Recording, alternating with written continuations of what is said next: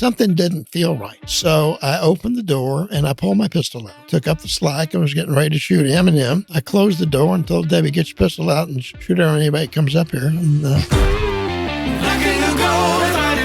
Debbie and I had one of them on a trip once where things just didn't look right. And then 4 guys tried to mug us. So we realized it was coming and we got ready for it. And we ambushed them because they were expecting us to be very vulnerable. And we weren't. We both were armed. And we just kind of made this subliminal judgment about a variety of factors that what were they? Can you mind going into the story? Sure. We were coming back from Louisiana, and we stopped to get water, and we pulled into a roadside mini mart. And we pulled in, and when I pulled by the door, I noticed that there was bandit barriers in front of the cashier, which says they've probably been robbed. But that you wouldn't really think about that as a reason to be afraid. And so we parked the car and we parked at the left end of the mini mart parking lot. And this guy keeps looking at me. He's leaning against a dumpster and he's giving us the look like, uh-oh. So we went in and we got our stuff and we came out and Debbie turned to walk down the sidewalk and said, no.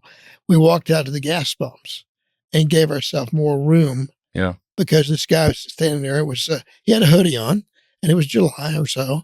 And I thought, well, this doesn't look right. Something didn't feel right. Right. So we were around the car. I put her in the truck and I started to grab my rifle. I didn't. I probably should have, but I didn't. and I walked around and the guy starts going from my right to his left, to my left, walking. And I'm thinking, he's trying to put me in a triangle here. Cutting your circle out. Yeah, exactly. And so I opened the door and I pulled my pistol out and stayed behind the door. And another guy came running around the dumpster, running directly for me with a ski mask. Wow. So I presented my weapon, took up the slack and was getting ready to shoot him and him. And the guy on my left started screaming, no, no, no, no. He figured out they'd gotten the wrong guy. And they ran and I went after them. There were 4 of them back there and they all took off. So I closed the door and told Debbie, get your pistol out and shoot her when anybody comes up here. And, but I mean, that's subliminal. It really wasn't anything that I was trained to do.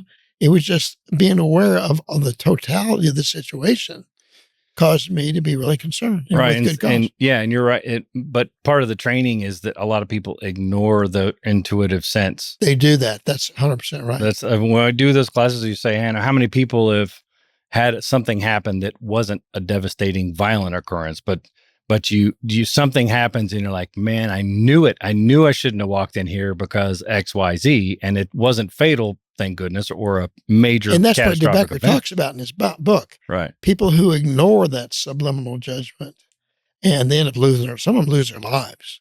Yeah. Some of them have terrible things happen to them. So, I mean, maybe the experience of being in that world made me more attuned to my subliminal thoughts.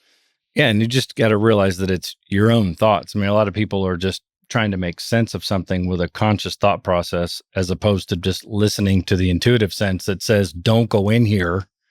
Or, Debbie walking up and realizing that, no, we're not even walking on this sidewalk because I got the weirdest vibe that she could have seen something that was telling, afterwards you debrief and you realize the hood, who knows if you saw the mask or the whatever, without concentrating on it and taking the time to sit there and figure out what it was. What the world that you and I both lived in causes you to be more responsive to your thoughts.